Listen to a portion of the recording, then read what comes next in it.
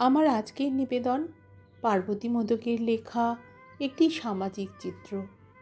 তিনি মেয়েদের সূক্ষ্ম সূক্ষ্ম অনুভূতিগুলো খুব সুন্দরভাবে তার লেখনীর মাধ্যমে ফুটিয়ে তুলেছেন। আজকে সেই রকমই একটি গল্প আমার নিবেদনে। গল্পটির নাম আমার বাড়ি। বিয়ে হয়েছে গত মাসে, এই 1 বছর পূর্ণ হলো। আর এই 1 বছরে এই প্রথম আমি একা একা বাড়ি গেলাম। এর আগে যতবার গেছি বরের সঙ্গে অথবা শ্বশুরমশাই দিয়ে গেছেন, বেশ কয়েকবার আমার বাবাও নিয়ে এসেছেন। কিন্তু মাস 4 হলো বাবার ম্যাসিভ অ্যাটাকে চলে যাওয়ায় কাজকর্ম সেরে সেই যে বাড়িতে এসেছি আর বাড়ি যাওয়া হয়নি। আসলে কদিন ধরে মায়ের শরীরটা ভালো যাচ্ছিল না। ফোনে 4 বেলা খোঁজ নিচ্ছিলাম ঠিকই, কিন্তু মনটা না খুব আনচান করছিল। আমার এরূপ অস্থিরতা লক্ষ্য করে শাশুড়ি মা আগের রাত্রে বললেন, বুঝলে বৌমা, তুমি কালকেই বাড়ি যাও। মায়ের শরীরটা এত খারাপ, এই সময় তুমি একা মেয়ে, তোমার তো যাওয়া দরকার, সেবা যত্নও করা দরকার। মেয়ে হিসেবে তোমার একটা তো কর্তব্য আছে। আর এই অসময়ে আমাদের উচিত তোমাকে বাড়ি পাঠিয়ে দেওয়া। বর অফিস থেকে ফিরলে ওকে বললাম, কাল একটু বাড়ি যাব, বুঝলে, মায়ের শরীরটা বেশ খারাপ। এখানকার মাও বললেন ঘুরে আসতে। তুমি অফিস যাওয়ার পথে আমাকে একটু ছেড়ে দেবে? উত্তরে আমার স্বামী বলল, অবশ্যই যাবে। আর শুধু দেখতে গিয়ে লাভ নেই, কটা দিন থেকে আসার মতো প্রিপারেশন নিয়েই যেও। একেবারে মাকে সুস্থ করে তবে ফিরবে, এই বাড়ির চিন্তা করো না। তুমি তাহলে অফিস যাওয়ার পথে আমাকে নামিয়ে দিও কিন্তু। আমার স্বামী বললেন, কেন? যেটুকু জানি তুমি বিয়ের আগে একা একাই স্কুল কলেজ করেছো, এখানেও টুকটাক বেরো মাঝে মধ্যে, তাহলে নিজের বাড়ি যাবে, প্রত্যেকবার কেউ সঙ্গে যাবে কেন? তোমার বাবা মা, তোমার বাড়ি, তুমি যখন ইচ্ছে যাবে আসবে, তাদের দেখাশোনা করবে, আপদে বিপদে পাশে থাকবে, এটাই তো স্বাভাবিক। কাল তুমি একাই যাবে। সেই মতো আমি বাড়ি ঢুকলাম। আগে থেকে খবর দিয়ে আসিনি, ভাবলাম একেবারে মাকে গিয়ে চমকে দেব। বেলা তখন 10:30 হবে। বেল বাজাতেই বৌদি এসে দরজা খুলে দিল। আমার একমাত্র দাদার বউ। সেও আমাকে দেখেই এক মুখ হেসে বলল, আরে আরে বনি যে, এসো এসো। আমি হেসে ভেতরে ঢুকলাম। দেখলাম বৌদি দরজার কাছেই দাঁড়িয়ে আছে। আমি বললাম, ও বৌদি, দাঁড়িয়ে আছো কেন? গেট বন্ধ করো, ভেতরে এসো। বৌদি অবাক হয়ে বলল, সৌরভ আসবে তো, বোধহয় গাড়ি পার্ক করছে, সেই জন্যই তো অপেক্ষা করছি। না গো, এবার আমি একাই এসেছি। হঠাৎ বৌদি কেমন যেন মিইয়ে গেল। আমার হাতের ট্রলিটার দিকে একবার তাকিয়ে শুধু বলল, ওহ। বাড়ির সব ঠিকঠাক আছে তো? শ্বশুর শাশুড়ি সব ভালো? সৌরভ ঠিক আছে? আমি একটু অন্যমনস্ক হয়ে বললাম, হ্যাঁ হ্যাঁ, সব ঠিক আছে, সব ওকে। আসলে আমি ততক্ষণে মায়ের সঙ্গে দেখা করব বলে ছটফট করছিলাম। মায়ের ঘরে গিয়ে দেখি মা কলা আর ডিম সেদ্ধ খাচ্ছে বিছানায় বসে। চুল উস্কো খুস্কো, চোখগুলো কোটরে বসে গেছে, বেশ রোগা হয়ে গেছে। বাবা থাকতে ডবডবে করে সিঁদুর পরত মা। সাদা সিঁথিতেই প্রথম মাকে দেখে বুকটা কেমন হু হু করে উঠল। মনে মনে ভাবলাম, কদিন একটু যত্ন করতে হবে। আমি মা বলে ছুটে এসে গলা জড়িয়ে ধরলাম। মা হেসে বলল, কখন এলি রে? সব খবর ভালো তো? তারপর আমায় ঝুঁকি দিয়ে দেখতে লাগলো। জিজ্ঞাসা করলাম, কি হয়েছে, কাকে খুঁজছো? মা উদ্বিগ্ন হয়ে বলল, হ্যাঁ রে, সৌরভ কই? হাত পা ধুচ্ছে নাকি? আমি হেসে বললাম, কেন গো, আমি একা আসতে পারি না? একাই এসেছি। এখন কদিন থাকবো তোমার কাছে। মা শুনেই খাওয়া বন্ধ করে বিছানা থেকে নেমে পড়ল। ভ্রু কুঁচকে বলল, মানে? কাল রাতে ফোন করলি, আসবি তো বলে কিছু বললি না? সৌরভও তো কিছু বলল না, বিয়ানও তো ফোন টোন করেনি। কি হয়েছে বল তো ঠিক করে? তারপর আমার উত্তরের অপেক্ষা না করেই আমাকে ঠেলে বাইরে বেরিয়ে এলো। অসুস্থ শরীর, আর একটু হলেই পড়ে যেত। দেওয়াল ধরে দাঁড়িয়ে পড়ল। বারান্দায় রাখা আমার বড় ট্রলিটার দিকে তাকিয়ে যেন চমকে উঠল মা। আমাকে হাত দিয়ে ধরে ঘরে নিয়ে এসে দরজা বন্ধ করে দিয়ে বলল, সোজাসুজি আমার দিকে তাকিয়ে জিজ্ঞাসা করল, কি হয়েছে ঠিক করে বল? নিশ্চয়ই কোনো দশান্তি করেছিস। তুই একা এসেছিস দেখেই আমার সন্দেহ হয়েছিল। ফোন কর সৌরভকে এক্ষুনি, আমি কথা বলবো। আমি বললাম, কেন মা? আমি নিজের বাড়িতে আসতে পারি না? ইচ্ছে করলে কটা দিন থাকতে পারি না? তার জন্য জামাইকে আসতেই হবে? তোমাদের কথা মতো এক মুঠো চাল দিয়ে ঋণ শোধ করে দিইনি বলেই কি আর এ বাড়িতে আমার জায়গা নেই? আমার ভাত বরাদ্দ নেই? বলেই ঘর খুলে বেরিয়ে এসে নিজের ঘরটায় গেলাম। সেখানে গিয়েও জোর ধাক্কা খেলাম। তাকের বইগুলো সব উধাও।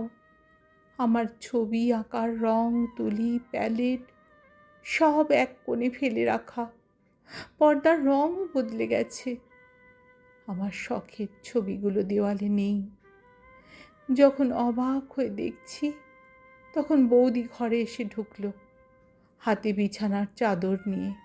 সেটা খাটে বিছিয়ে দিতে দিতে বলল, তুই চলে যাওয়ার পর এই ঘরটা এমনিই পড়ে আছে। আমি রিপেয়ার করে একটা পার্লার করব ভাবছি। সারাদিন তো বাড়িতেই থাকি, কাজটা যখন জানি তখন কাজে লাগাবো না বল? তাই ঘরটা নতুন করে ডেকোরেট করাবো। আর তোর বইগুলো তো আমি পেপার নিতে আসে তাকে দিয়ে দিয়েছি। তুই তো এখন পাক্কা গিন্নি, তোর আর কি কাজে লাগবে এখন? বৌদি চলে যেতেই রং তুলিগুলো নেড়ে চেড়ে দেখলাম। হাতে তৈরি পেনদানিটা ঝেড়ে ঝুড়ে বার করলাম। দেওয়ালগুলোতে হাত বোলালাম। বোলপুর থেকে কেনা উইন বেলটার টুংটাং শব্দ করলাম। বাঁশিটায় ফুঁ দিলাম। পর্দাগুলো উড়ে উড়ে এসে যেন বলছে, এ বাড়িতে আর কিছু আমার হয়ে নেই, আমার জন্য নেই। শুধু অতিথির মতো আসা যাওয়া ছাড়া অবশিষ্ট কিছু আর পড়ে নেই। দুদিনের বেশি থাকলে এ বাড়ির লোকজন বেজার হবে, দুশ্চিন্তা করবে।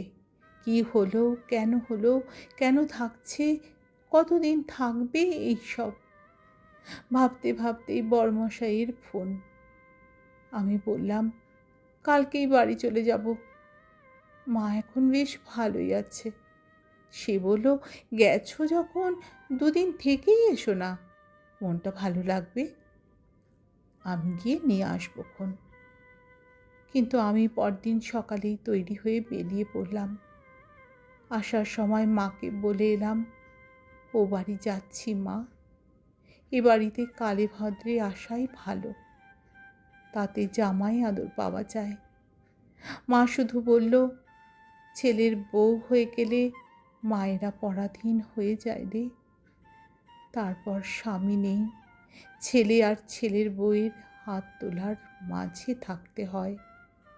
তখন মেয়ে জামাই দুদিনের জন্য আসবে, থাকবে, আনন্দ করবে, চলে যাবে। এতেই সুখ, এতেই শান্তি। ঢাউস ট্রলি নিয়ে একা মেয়ে এলে বুক কেঁপে ওঠে রে সব মায়েরই। কোনো মাই চায় না তার মেয়ে তার বাড়িতে থাকতে এসে দুটো কথা শুনুক, চোখের জল ফেলুক। মেয়ের মা হও, বুঝতে পারবে কত জ্বালা। সঙ্গে সঙ্গে ভেতর থেকে বৌদির ডাক শুনতে পেলাম। মাকে ডাকছে স্নান সেরে নিয়ে বাথরুম খালি করে দেওয়ার জন্য। বুঝলাম মা এখন নিরুপায়। রাত্রে খেতে বসে যথারীতি সবাই গল্পগুজব করছে। স্বাভাবিকভাবে আমি মনমরা, কাজ করতে হয়, করে যাচ্ছি। এমন সময় শ্বশুরমশাই বলে উঠলেন, মাটনটা ঠিক হয়েছে, কিন্তু অতটা ভালো হয়নি। এমনিই কষ্ট হচ্ছিল, সরাসরি ভালো হয়নি শুনে আমার কান্না বেয়ে গেল। আমার চোখের কোলে জল লক্ষ্য করে শ্বশুরমশাই আমাকে ডেকে মাথায় হাত বুলিয়ে দিয়ে বললেন, মন খারাপ কেন মা লক্ষ্মীর? ভালো হয়নি মানে কি সব সময় খারাপ হয়েছে বোঝায় এটা? আরে আমি তো বলেছি শুধু ভালো হয়নি, কিন্তু দুর্দান্ত হয়েছে যে। বর ভাত খেতে খেতেই ইশারা করে বলল, জাস্ট সুপারব। তারপর শ্বশুরমশাই জিজ্ঞাসা করলেন, বৌমা, তুমি তো বেশ কদিন থাকার জন্য বাড়ি গিয়েছিলে, আজই চলে এলে যে? ও ও ও মায়ের বাড়ি ওইটুকুই ভালো বাবা। বাড়ি ছেড়ে থাকতে ভালো লাগে না। চিন্তা হয় তোমরা কি করছো, কি খাচ্ছ, গাছগুলো জল পেল কি না, শাড়িগুলোই বা কে তুলল, মায়ের প্রেশারের ওষুধ খাওয়া হয়েছে কি না, তোমার ছেলের সময়ে ঘুম ভাঙল কি না। বলেই হঠাৎ মনে হলো, এরা তো একবারও মেনশন করে না ওটা আমার বাপের বাড়ি, অথচ মা বুঝিয়ে দিলেন এখন ওটা আমার বেড়াতে যাওয়ার একটা ডেস্টিনেশন। অজান্তেই আমার নিজের ঠিকানাটা অন্য বাড়ি হয়ে গেছে। দীর্ঘশ্বাস ফেলে বললাম, আইডি কার্ডগুলোর ঠিকানাটা বদল করতে হবে এবার।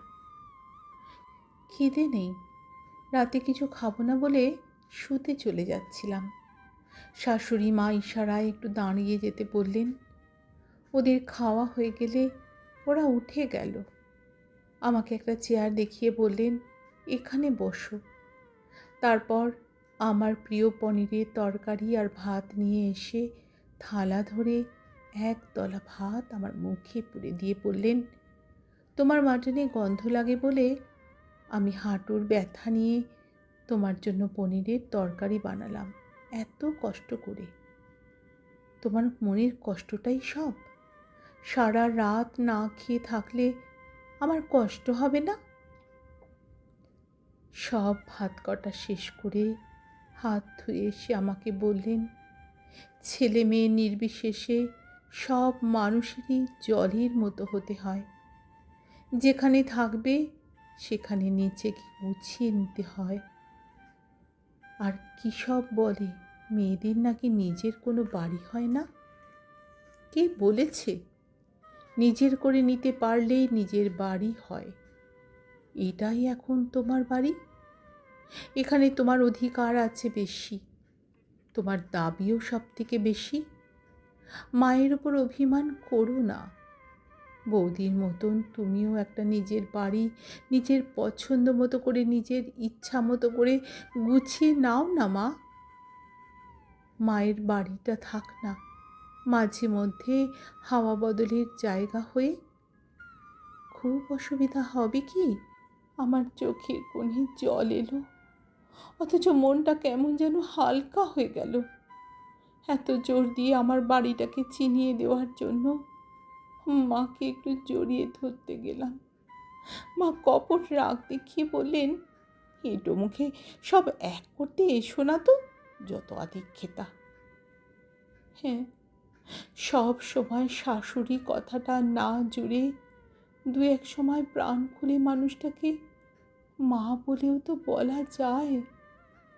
বিশেষ করে যে আমাদের নিজের মেয়ের মতোই মনে করে, যত্ন করে। আমরা বলি মেয়েদের নিজেদের কোনো বাড়ি হয় না, কিন্তু মেয়েরাও যদি একটু চেষ্টা করে, তাদের যদি একটু সাপোর্ট দেওয়া যায়, তারাও কিন্তু ছোট থেকে বড় হয়ে ওঠা নিজের বাড়িটাকে ছেড়ে এসে পরের বাড়িটাকে নিজের বাড়ি তৈরি করে নিতে পারে। তারাও বিশ্বাস করতে পারে জন্ম অন্য বাড়িতে হলেও বাকি জীবন তার এখানেই কাটবে। কারণ মুদ্রার এই পিঠটা সত্যি হলে ও পিঠটাও তো মিথ্যে নয়। যদি গুণবান শ্বশুর বাড়ি থাকে তার শনে, তবে সংসার সুখের হয় রমণীর গুণে। আমার আজকের গল্প পাঠ তোমাদের যদি ভালো লাগে বন্ধুরা, তাহলে তোমাদের একটি অমূল্য ভালোবাসা রেখে যেও আমার এই নিবেদনটির পাশে। অসংখ্য অসংখ্য ধন্যবাদ তোমাদের।